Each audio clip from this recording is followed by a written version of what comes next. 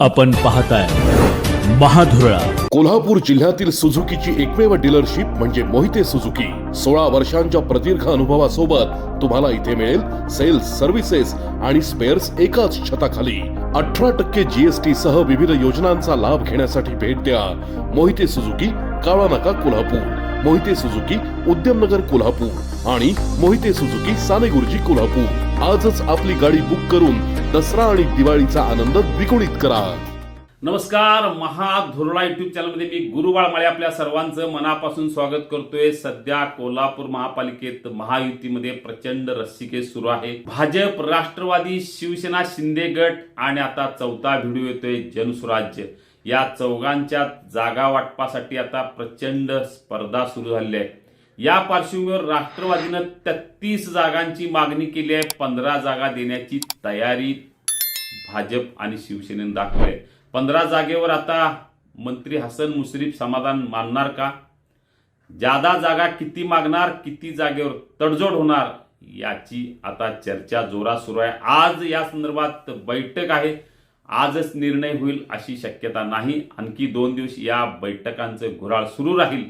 या सगळ्या पार्श्वभूमीवर नेमकं राष्ट्रवादीच्या वतीनं लढण्यासाठी संभाव्य उमेदवार कोण आहेत, आणखी संभाव्य उमेदवार कोणाची भर पडेल, ऐनवेळी कोण येईल, कुणाचा पत्ता कट होईल, कुणाला लॉटरी लागेल, या संदर्भात आज आपण चर्चा करूया. तशी सध्या तरी 17 ते 18 ताकदीच्या उमेदवारांची नावं राष्ट्रवादीकडे आहेत. मागणी आहे 33 जागांची. काही संभाव्य उमेदवारांची नावं आपण पाहूया. यामध्ये बदल होऊ शकतो. यातल्या काहींना 100% उमेदवारी मिळणार हे नक्की आहे. काहींच्याच नावाला कात्री लागणार आहे. त्यामुळे हे नेमकं उमेदवार कोणाच्या नावाला कात्री लागण्याची शक्यता आहे, कोणत्या मतदारसंघातून कोण राष्ट्रवादी अजित पवार गटाच्या वतीनं लढू शकतील, या संदर्भात काही माहिती घेऊया. त्यामध्ये आज प्रभाग क्रमांक 1 आणि प्रभाग क्रमांक 2 राष्ट्रवादीचे उमेदवार असण्याची शक्यता फार कमी आहे.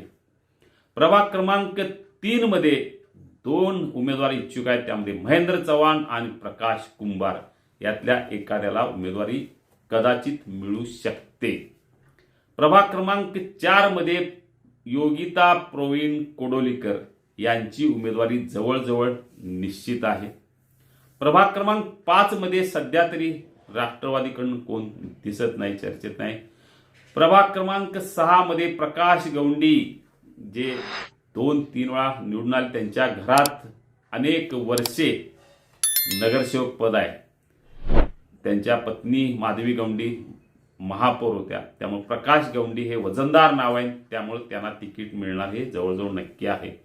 प्रभाग 7 मध्ये सध्या तरी चर्चेत कुठलं नाव नाही. प्रभाग 8 मध्ये माजी उपमहापौर परी पनाळकर यांच्या सूनबाई सौ पनाळकर यांच्या उमेदवाराची चर्चा आहे.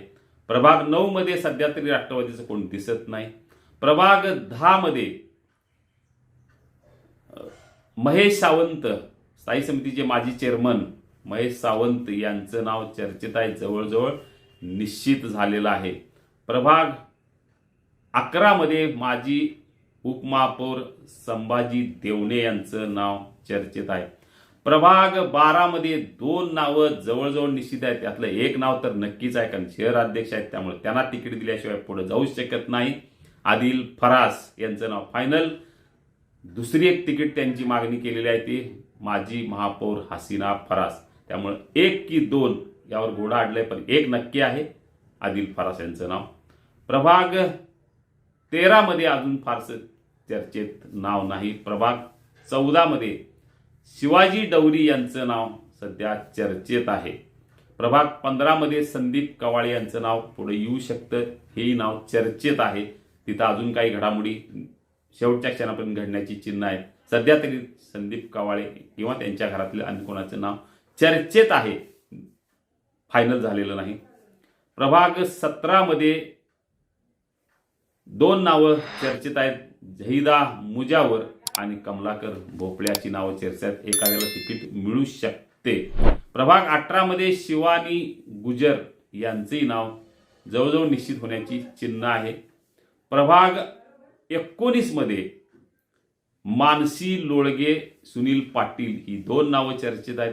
यातल्या एखाद्याला, शक्यतो मानसी लोळगे यांना उमेदवारी मिळणार की सुनील पाटलांना उमेदवारी मिळणार, उमेदवारी कोणाला तरी एकाला नक्की मिळणार हे निश्चित आहे. प्रभाग 20 मध्ये अमोल माने यांनी नुकतंच राष्ट्रवादीत प्रवेश केला आहे. त्यांचं नाव तिथं चर्चेत आहे. त्यांना उमेदवारी मिळू शकते.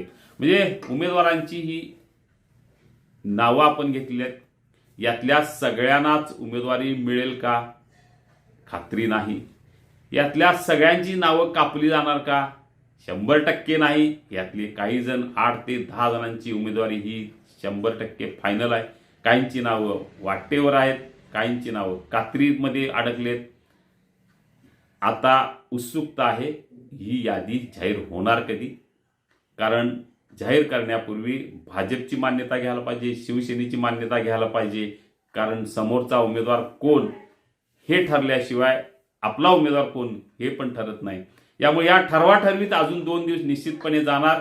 आपण आता बघितलेले फक्त संभाव्य यादी, यामध्ये बदल होऊ शकतो.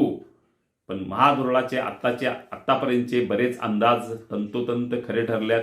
आजचेही अंदाज खरे ठरतील अशी खात्री वाटते. बघूया आता कोणाला उमेदवारी मिळणार आणि कोणाचं तिकीट कापलं जाणार, कोणाच्या नावाला कात्री लागणार, कोणाला ऐनवेळी लॉटरी लागणार. या आपल्याला अशाच राजकीय बातम्या हव्या असतील तर आत्ताच सबस्क्राईब करा महाधुरळा यूट्यूब चॅनल, जे तंतोतंत अंदाज देण्यात कोल्हापूर नव्हे तर महाराष्ट्रात 1 नंबरला आहे. धन्यवाद.